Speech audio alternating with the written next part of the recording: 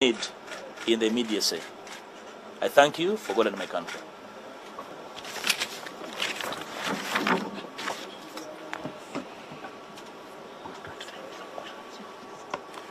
Can I answer questions in English before I give a brief Luganda translation? 1, 2, 3 questions. Yes, my name is Gideon Kiwati. You talked about the common push for all opposition forces. But you seem to be working with people who have question marks lingering on them. The case in point is Honorable David Waluka. How do you... I find his utterances, especially against the Secretary General, the previous time when they had the ban, so tribalistic, and you appear to be a different type of person. You be clear. Well, You are saying he has question marks. Will you start with the question marks? Yes. On him? Yes. The question marks are border on the tribal undertone that he usually propagates. And the case in point is, just a few weeks ago, if you're active on X, you'll see a number of comments that he made against the Secretary General, which I find not problematic. The only problem I find with him is him trying to paint a picture that, and it's problematic for us, that any Munyankole, any Muchiga, maybe is working from 7. You seem to be a unifying figure, but moving with... The Honorable David Waluka is very articulate. When you find him, ask him those questions. I don't speak for him. Okay. Then, secondly... Will you be fair to others? Ask one question. Which media house? Yes. Please do. Thank you. My name is Elizabeth. Have you met with the party president? Speak louder, kindly. Have you met with the party president, Mr. Chabalani? What conversations are you having, or do you intend to challenge him for the party president? First of all, I have not had a meeting with my party leader. I have only been hearing him speak on the media, at funerals and at press conferences. And others, trying so hard to convince the country that I'm a terrible human being, and the country has not accepted. So we have not met. Unfortunately, maybe in the coming days we will be able to meet, if he pleases. I cannot force him to meet me. But if he pleases, he's my leader. Have you challenged him for the position of president? That question cannot be answered at a press conference because you do not carry personal desires. As a member of NUP, if I am to seek leadership of the party, I'll go to the members. I am not sure if this press conference has members of the party. Thank you very much. My name is Shamin Nalamaza. I want to know if you're still going to take action on the calls for you to resign. But two, I read a constitution. I don't know whether the party still subscribes to the NURP constitution. But that constitution gives powers to the president to dismiss any member. It's a certain, either section or article 9 of it. The president to dismiss any member on questions of indiscipline. Don't you think you're faced with that in the shortest period possible? Well, I think I answered issues to do with the resignation in my communication. I don't want to repeat them. Secondly, the bearer of the powers to determine discipline, I'm not aware of who the custodian of discipline. But if there is any processes that are going to determine discipline of an individual, they should be undertaken. Okay? So I don't believe in grandstanding. If anybody has an issue about with a member, the processes must be pursued to the letter. Proceed. Okay. I think either a year back or a few months back, we asked, were there issues between the party president and his leader of opposition? And all this was placed under the carpet. And seemingly, there are even more than we can be able to tell today. Can you confirm that? I don't have personal issues with my president. If the president has issues with me, go and ask him. Any question, colleagues? We switch to Uganda. Thank you. Njagala okubaaniriza olwaleero lunasabye okwogerako n'eggwanga ate n'okubeebaza okubeerawo ku kwatutuusa obubaka bwange eri eggwanga lyonna. Ekisooka bannayuganda bangi badde balindiridde nga beebuuza kikyenzirako, kikyendowooza, kikyenkola. Njala kuddamu ensonga bbiri enkyaleero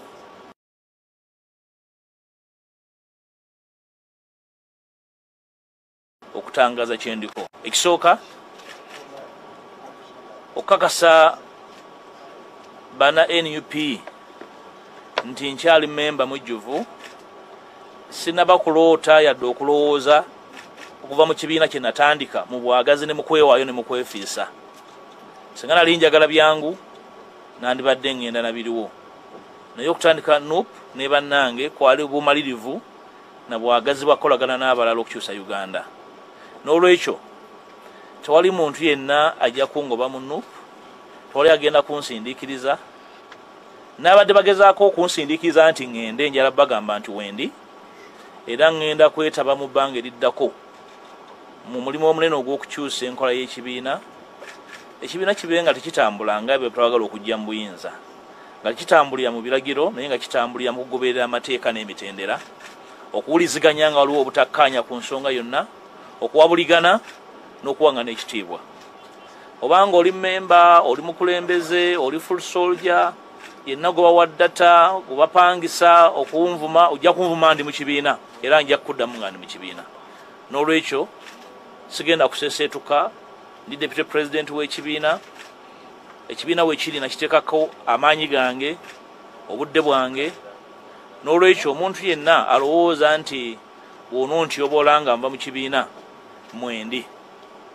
Ekyokubiri, okuddamu okutegeeza eggwanga ensonga gye nayisa mu kiwandiiko nti siina musango gwe nazza, era n'abagamba nti nina omusango gwe nazza tebagunnyonnyola mu mateeka okuggyako okupalapalanya. So kye nategeeza eggwanga nakali kye ntegeeza eggwanga nti buli kyenkola nkimanyi era nkitegeera, ate siri kapeere mu kutegeera amateeka. Ekyokusatu, okutegeeza abo bonna betukkaanya mu Uganda gye twagala okuzimba empya nti nja kubeera nammwe era sijja kukyuka era sikyukanga, naye okujjako okweyongera obumalirivu, naddala nga ndaba embeera eyagala okujjawo ey'okusindiikiriza, okunyigiriza n'okutyoboola abantu abakoze byonna kye tusobola okuzimba wetutuuse. Nja kutambula nammwe, si mu NUP mokka, n'ebibiina byonna ne bassekinnoomu abakkiriza mu nkyukakyuka era nga bakkiriza nti Uganda weeri yeetaaga obununuzi obw'amangu. Kino eraliikiriza nti mu kiseera Omwami Museveni amaze okulangirira obwakabaka bwe, ate ffe abaagala enkyukakyuka tuli mu kulwanira bukunkumukwa na bitole bya mmere. Nga Omwami Museveni amaze okuzza akakyuka ebyokulonda ke tugamba nti kaakwata mu kalulu akaggwa, ffe ekibiina nga NUP ekisinga obunene mu opposition tuli awo, tuli mu kwemagaza nga zadde ekifudde. Tulina kye tulowoozaako, tulina kye tutegeeza ggwanga, naye tuli mu mbeera ya kinyumu. Ngenda kwetaba ne bannange bwe tuli mu kuvuganya nga nsinzira mu kibiina kyange n'okwagaza ekibiina kyange ddala okwagala enkyukakyuka so si okwagala n'okwenyumiriza mu kinyumu. Tukole ebyo ebisoboka nene munda mu kibiina okulaba nti wabeerawo enkyukakyuka ezinaalambulula enkwata y'ensonga, enkwata y'ensimbi, enkwata y'obukulembeze n'empisa mu kibiina okutwaliza wamu, kubanga kye kimu ku bintu ebyekkekwa mu kibiina kyaffe. Njagala kuwugumya bannayuganda naddala abawagizi baffe abali ebunaayira. Bannaffe abali ebunaayira batuwagidde nnyo okuva bwe twatandika NUP.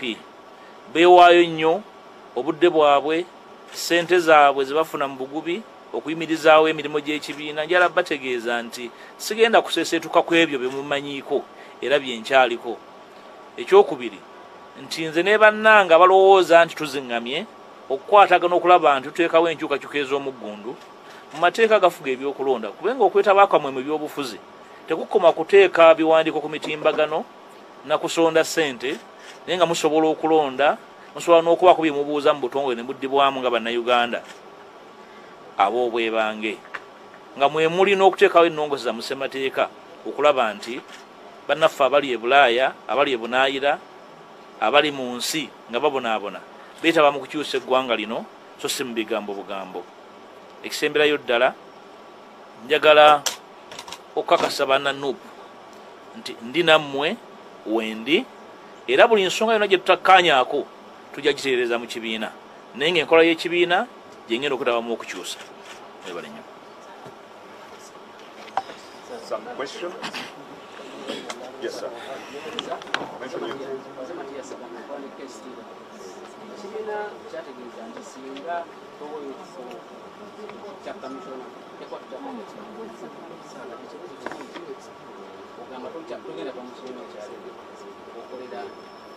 Ndowooza ensonga za commissioner naziddamu dda si za kunyumya mboozi ya ku luguudo zirina obulungamya bwabwe buli mu mateeka saagala zimalirako biseera ndowooza nazitangaaza dda ayogera ekirala ndowooza anyumya mboozi yakubugumya mmwe. Naye komishona tulabye nga ssemateeka wammwe akyoka ebyokulonda kamugoba ssemateeka wa Nuupu tumutambulira ku ssemateeka ki? Badde nsaba ekibuuzo ekyo kyali Ssaabawandiisi w'ekibiina ye custodian wa ssemateeka w'ekibiina era omubuuze lwaki na buli kati tetulina ssemateeka mutongole. Omubuuze ne mwasinziira byalangirira mwabijja. Otangazeeko ku nsonga okuba nti ebbanga lino lyonna byonna lyetuwulidde okuva enteekateeka yajja simanyi oba wamwalirizzemu okusisinkana ne pulezidenti wo nokako n'ensonga zemwogera kuba yayogedde bingi naye tumanyi saidi agreement. Simanyi lwaki mwaba musisinkana temubuuza oba yali ansinkanyeko naye sinnaba kumusinkana naye mulengera ku mitimbagano ku nnyimbe ku press conference musaasira ng'omukulembeze wange ng'agezaako okumatiza ensi nti ndi muwonoonyi obwenkanidde awo naye ensi ekyaganya okukkiriza. Ndowooza pulezidenti wendi bw'aba neetaaga sinnamunoonyako nange bw'aba mpise nja kumusinkana twogende sinaafuna mukisa kumusinkana mulundi mulala. Ndowooza ali bize nnyo.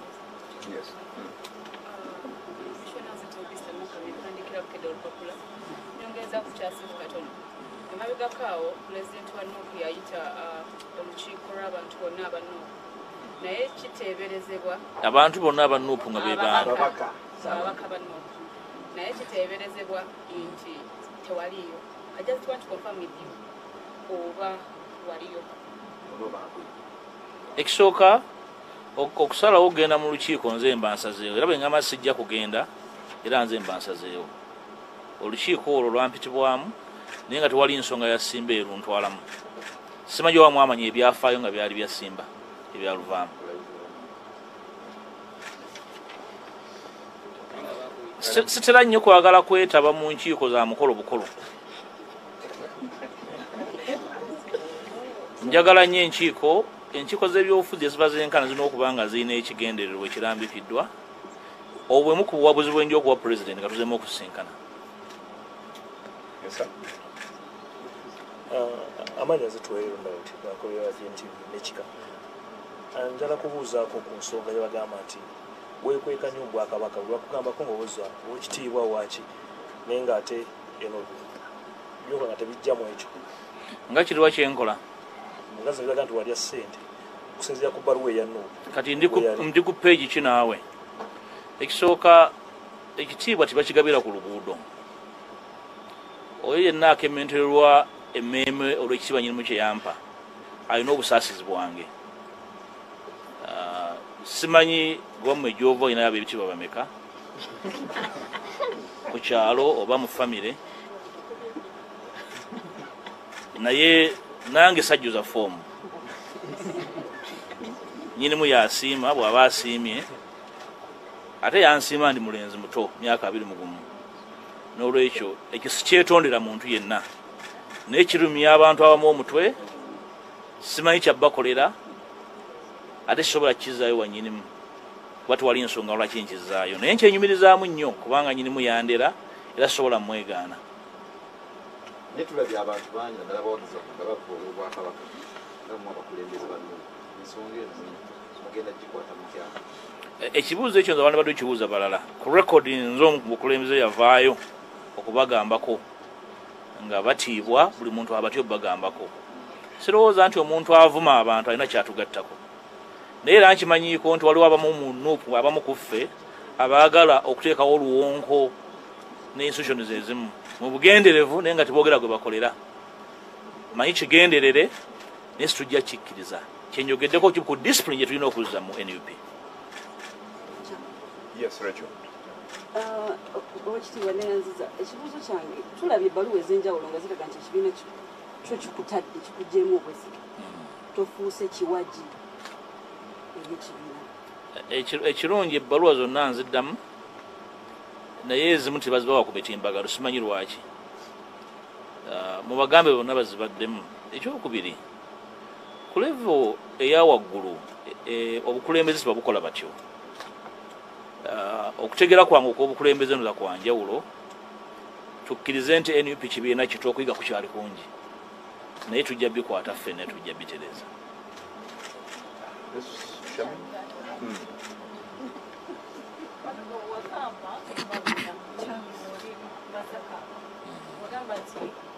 abasiwusa empisa mu NUP ojja kubagolola ettundu olwaleero bakyakulemeredde. Era okugolola abantu ettumba si mukolo tujja bakuŋŋanya ku mukolo obamanseeko amazzi wagola ettumba. Kirimu okusomesa, kirimu okujjukiza, kirimu okukangavvula naye kyonna kitwala obudde kubanga okuzimba ekibiina nga institution eggumidde eyimiridde nga teyimiridde erina emisingi etasimbye mu musenyu kitwala akaseera. Ndowooza nti tuweebwe obudde mu kaseera kano buli muntu mulaba waayimiridde ku discipline, mu kukola ebituufu, mu kugezaako okutyoboola abalala. Ndowooza byonna tubiwe obudde ne bannayuganda abatufuula kye tuli batulaba bajja kutwawulamu ebiseera nga bitambula. Kyenjala okuddamu kyenjogedde nti sijja kuva mu NUP naye nja kugibeeramu ngolola ettumba abo abalowooza nti bajja gitwala nga ekintu ekyokusaaga. Eric. Oweekitiibwa kiki kyoyogera ebigenda mu maaso nga gwe ssentebe wa NUP mu Buganda amyuka pulezidenti wa NUP mu Buganda ebigenda mu maaso mu Masaka bitwala abakulembeze baavayo ne beekuba ng'ekimu ekibinja bagamba kyakunga ekirala nga bagamba nti kirimu omukono gwe kiki kyoyogerako. Ensonga z'e Masaka naziwaako obuwabuzi era obuwabuzi obwo buli ku record. Ebyo walaba bye biviira mu batawulira. Singa bampuliriza nga Ssekanyolya tibyandibaddewo naye ndowooza nti yali lesoni nnene eri abo bataagala kuwuliriza n'abalowooza nti osobola okutambuliza ekibiina ku biragiro n'obwetaavu bw'abo abantu abatono. Okuwabula kwange kwe nawa e Masaka nkyakuyimiriddeko nti ebintu ebimu birina okuyimirira buli muntu ategeere gy'alina okukwata. Waliwo abaatumwa ku mugga ne bagenda kuleeta mafuta, waliwo baatumwa enku ne baleeta ssanja. N'olwekyo singa tuwuliziganya ebintu byandibaddewo. Yes, Wandera. The last two. Wandera and Sam. Honorable, you've been very critical about fighting the divisions and fights in NUP. And can maybe take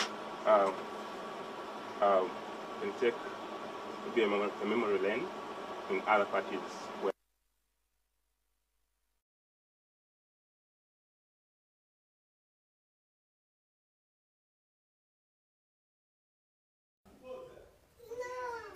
omulabi wa BBS Telefine yaffe embeera bwetyo bwebadde.